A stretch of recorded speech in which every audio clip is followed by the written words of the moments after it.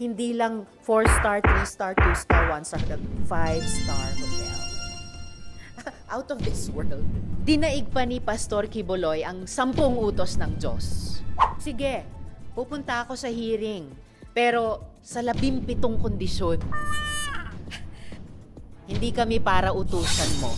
You will not mock the system of checks and balances during our watch. Can you mention some of that 17 conditions? Ang pamagat ng 17 ay sets of conditions for Pastor Apollo C. Quiboloy to attend Risa Ontiveros' Senate hearing.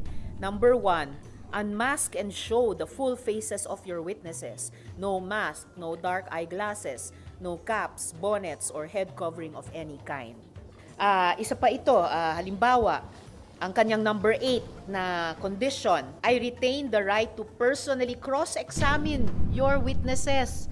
That includes you, Madam Chair.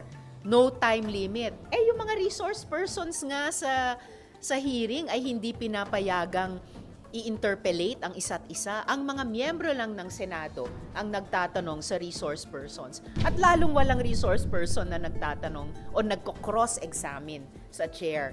At madalas, in the interest of time, kami mismong mga kapwa-senador ay nag-o-observe ng time limit ayon sa facilitation ng chair. Ito sila, no time limit. So, talaga, out of this world. Huling halimbawa, number 14, all expenses incurred from this trip, yung kanya raw pagpunta rito na including private jet flight, back and forth, with parking in NAIA, food according to my dietary requirements, and fees for accommodation in a 5-star hotel for me and my party must be shouldered by your office. So wow, hindi lang 4-star, 3-star, 2-star, 1-star hotel, 5-star hotel.